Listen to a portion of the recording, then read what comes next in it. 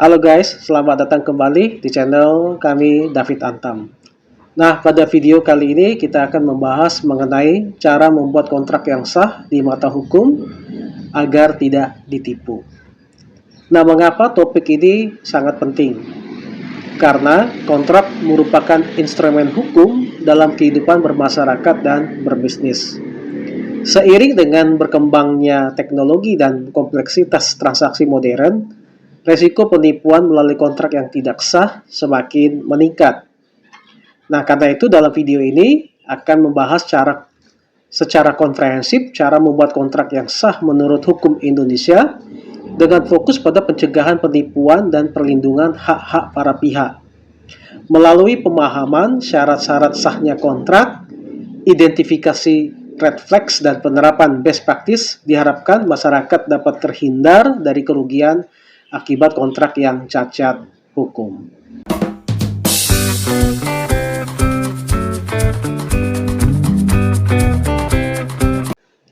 Dalam era globalisasi dan digitalisasi saat ini, kontrak menjadi tulang punggung setiap transaksi bisnis maupun hubungan hukum antar individu.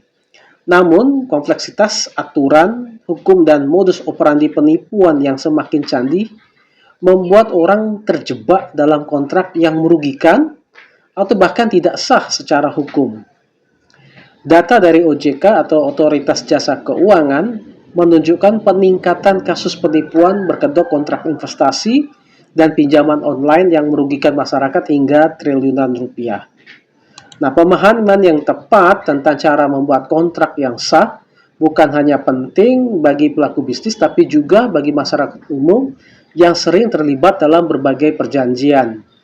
Misalnya perjanjian jual beli, sewa menyewa, ada kerjasama, atau layanan jasa. Jadi masyarakat awam pun, ya masyarakat yang tidak ada kepentingan bisnis, namun ada kepentingan-kepentingan lain seperti jual beli, sewa menyewa, dan lain sebagainya, perlu memahami bagaimana suatu kontrak yang sah berdasarkan hukum yang berlaku di Indonesia. Sistem hukum kontrak di Indonesia diatur dalam KUH Perdata buku 3 tentang perikatan. Pasal 1313 KUH Perdata mendefinisikan perjanjian sebagai suatu perbuatan dengan mana satu orang atau lebih mengikatkan dirinya terhadap satu orang atau lebih. Definisi ini kemudian diperbaiki oleh para ahli hukum menjadi suatu perbuatan hukum yang terjadi sesuai dengan kehendak dan kesepakatan para pihak, di mana satu pihak berjanji atau dianggap berjanji untuk melakukan sesuatu hal atau tidak melakukan sesuatu hal, sedangkan pihak lain berhak menuntut pelaksanaan janji tersebut. Selain KUH Perdata, berbagai undang-undang sektoral juga mengatur aspek-aspek khusus kontrak, seperti Undang-Undang Nomor 8 Tahun 99 tentang Perlindungan Konsumen, Undang-Undang Nomor 11 Tahun 2008 tentang Informasi dan Transaksi Elektronik, Undang-Undang Nomor 21 Tahun 2011 tentang Otoritas Jasa Keuangan, serta peraturan-peraturan Bank Indonesia khususnya mengenai perlindungan konsumen. Hukum kontrak Indonesia menganut beberapa prinsip fundamental. Yang pertama, prinsip kebebasan berkontrak atau contractual freedom. Nah, menurut prinsip ini, para pihak bebas menentukan isi, bentuk, dan syarat-syarat kontrak selama tidak bertentangan dengan undang-undang, ketertiban umum, dan kesusilaan. Yang kedua, prinsip konsensualisme, yaitu kontrak terbentuk pada saat tercapainya kesepakatan atau konsensus antara para pihak tanpa perlu formalitas tertentu kecuali ditentukan lain oleh undang-undang. Nah, prinsip yang ketiga adalah pacta sunt servanda, yakni kontrak yang telah dibuat secara sah berlaku sebagai undang-undang bagi para pihak yang membuatnya dan harus dilaksanakan dengan itikat baik. Prinsip yang keempat adalah prinsip itikat baik. Para pihak harus melaksanakan kontrak dengan itikat baik, baik dalam perbuatan maupun dalam pelaksanaannya. Pasal 1320 KUH Perdata menetapkan 4 syarat sahnya perjanjian yang harus dipenuhi secara kumulatif. Syarat yang pertama adalah kesepakatan para pihak atau konsensus. Kesepakatan merupakan syarat pertama dan terpenting dalam pembentukan kontrak. Kesepakatan harus terjadi secara bebas tanpa adanya, pertama, kekeliruan atau dwelling error. Kekeliruan yang dapat membatalkan kontrak adalah kekeliruan mengenai hakikat barang atau mengenai diri orang yang berjanji. Contohnya, A membeli lukisan yang dikira asli karya pelukis terkenal, padahal ternyata lukisan itu palsu. Yang kedua, tanpa adanya paksaan. Paksaan dapat berupa ancaman fisik, psikis, atau ekonomi yang membuat seseorang tidak dapat menolak untuk membuat kontrak. Paksaan harus memenuhi kriteria, jadi tidak bisa sesuatu itu disebut paksaan, jadi harus ada kriterianya. Yang pertama, menimbulkan ketakutan yang beralasan, ancaman terhadap orang atau harta benda, dan bertentangan dengan hukum. Nah, kesepakatan juga tidak boleh adanya penipuan atau fraud. Penipuan terjadi ketika salah satu pihak dengan sengaja memberikan informasi yang tidak benar untuk membujuk pihak lain membuat kontrak. Nah, unsur-unsur penipuan itu adalah adanya tipu muslihat atau rangkaian kebohongan dengan sengaja dilakukan untuk menyesatkan pihak lain tertipu dan membuat kontrak berdasarkan tipuan tersebut. Syarat yang kedua adalah kecakapan bertindak. Jadi tidak semua orang memiliki kecakapan untuk membuat kontrak. Nah, menurut hukum yang disebut tidak cakap adalah yang pertama, orang yang belum dewasa. Menurut KUA Perdata, seseorang dianggap dewasa pada usia 21 tahun atau sudah menikah meskipun belum berusia 21 tahun. Namun Undang-Undang Nomor 1 Tahun 74 tentang perkawinan menetapkan bahwa batas dewasa adalah berusia 18 tahun. Yang kedua, yang tidak cakap menurut hukum adalah orang yang ditaruh di bawah pengampuan, termasuk orang yang dinyatakan tidak cakap karena gangguan mental, pemabuk, atau boros. Syarat yang ketiga adalah suatu hal tertentu, yaitu objek kontrak harus jelas dan dapat ditentukan.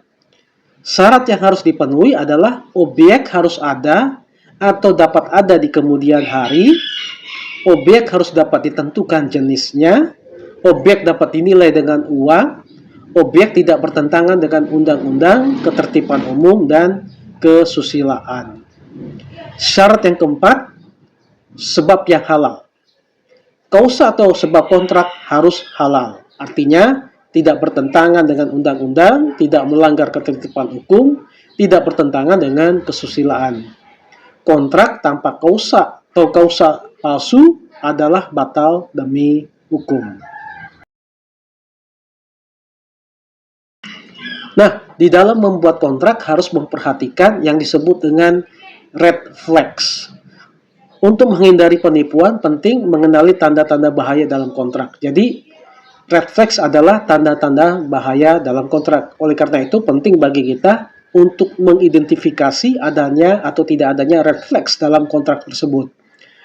Apa itu red flags dalam kontrak? Yang pertama, tanda bahaya dalam pihak kontrak.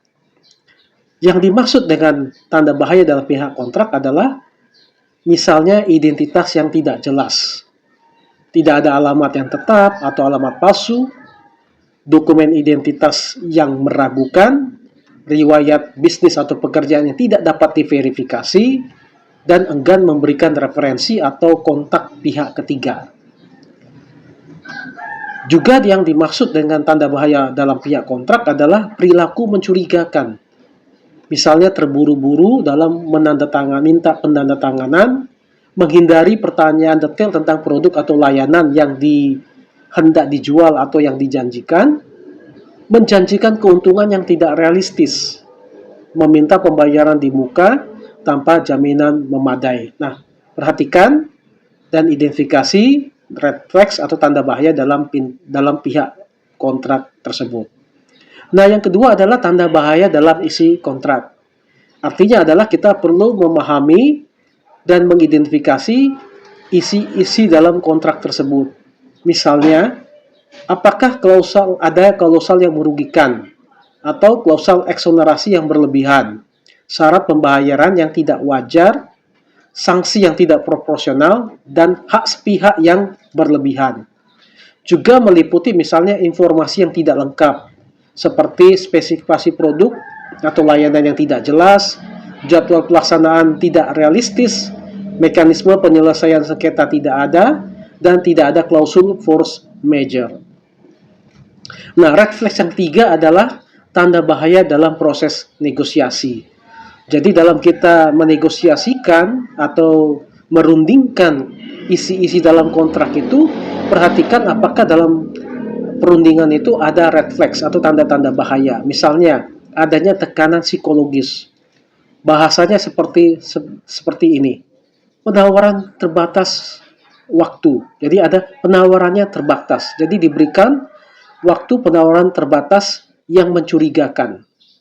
Tidak diberi waktu untuk mempelajari kontrak. Jadi kita tidak diberikan waktu untuk mempelajari lebih dalam. Jadi hanya baca sesikat atau sama sekali tidak diberikan waktu untuk membaca, sehingga kita tidak tahu apa isi kontrak tersebut. Lalu juga dilarang berkonsultasi dengan ahli hukum atau mungkin juga dengan advokat atau notaris dan sebagainya, sehingga kita tidak mengerti sama sekali isi dalam kontrak tersebut. Ada juga ancaman kehilangan kesempatan jika tidak segera menandatangani. Biasanya bahasa yang ditujukan adalah, ayo segera tanda tangani, kalau tidak nanti kesempatannya akan hilang.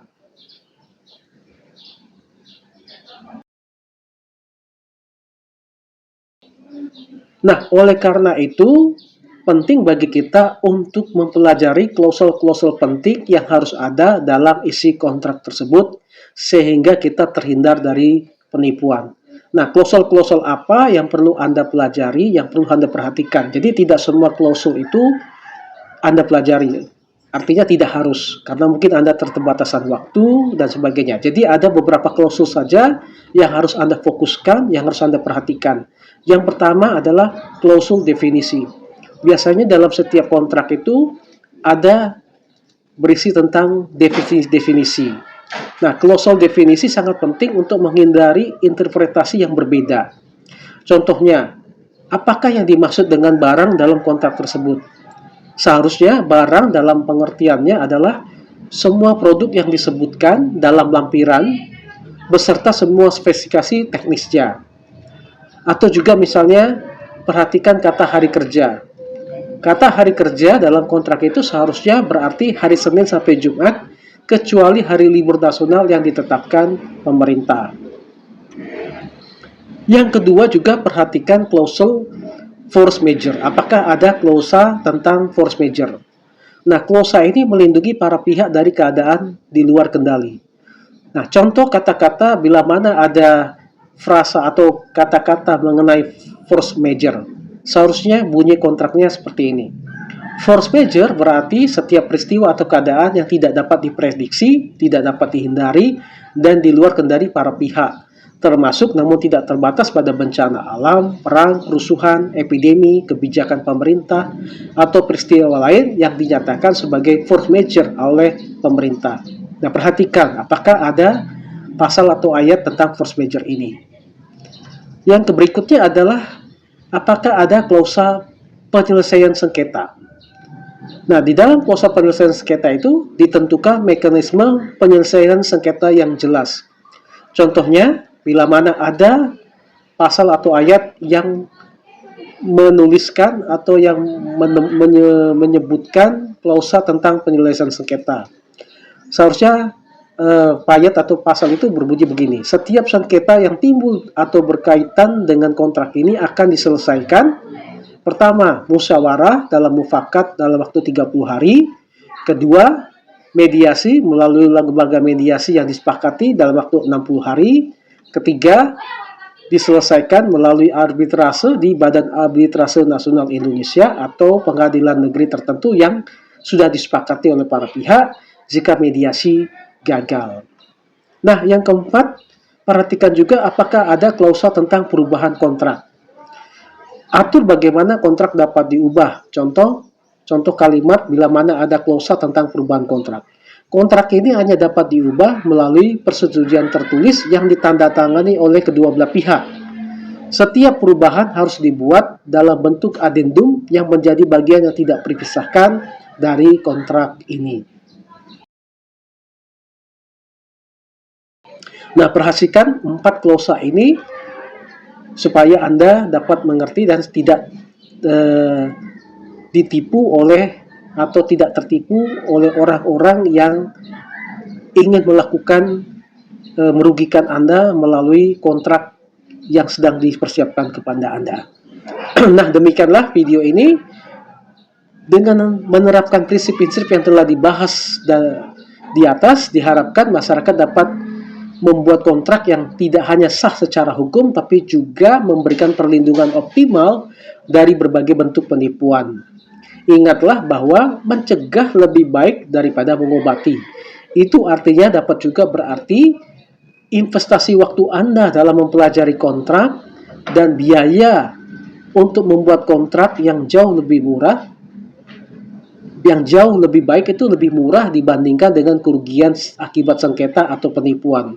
Jadi berikan waktu Anda secukupnya untuk mempelajari kontrak tersebut, dan bila mana Anda tidak mengetahui, tidak paham, tidak jelas, tidak ada salahnya Anda dapat meng-hire atau menggunakan jasa seorang konsultan atau seorang advokat ataukah seorang notaris untuk konsultasi tentang isi-isi kontrak tersebut.